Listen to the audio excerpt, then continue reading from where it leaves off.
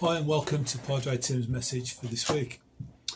As we come towards the end of another month, I'm mindful of the changes that once more are coming into our daily routines.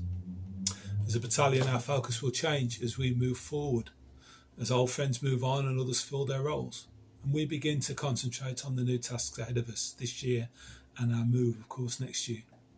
All in all, we're going to be going through quite an upheaval, and we're still trying to recover from the unprecedented challenges that we've faced this year. How we cope with the challenges and changes ahead of us very much relies on the support networks we have around us. Our friends, our colleagues at work and our families at home will all have a part to play as we establish a new chapter in our lives. And what is key to all of that is communication. We've all had to embrace new technology in a way that we could never have imagined before. We've used FaceTime on WhatsApp calls before, I'm sure, but many of us, it's for the first time that we've had to Skype or Zoom or be into a Google Hangout.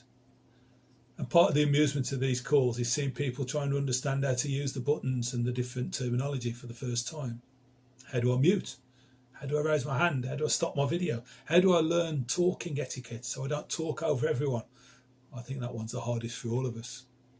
Many, even octogenarians and older, seem to have been able to grasp the nettle and are old hats at it now. It does make you wonder how we would have coped with social isolation if it had happened before the advent of smartphones or tablets or laptops. Anyway, yesterday was Ascension Day, when we remember Jesus returning to heaven. For his disciples, this was a huge deal. After all, they'd lost him on the cross, got him back after 3 days from the grave, but now just 40 days later, he was off again. And this time he wouldn't be back anytime soon. What he did say, though, was, "Remember, I am with you always to the end of the age." It wasn't a glib statement, one made as we all do when we say goodbye. It was a statement that he meant, and it was a statement that was true, because even 2,000 plus years later, we still remember him, and many of us continue to turn to him for guidance.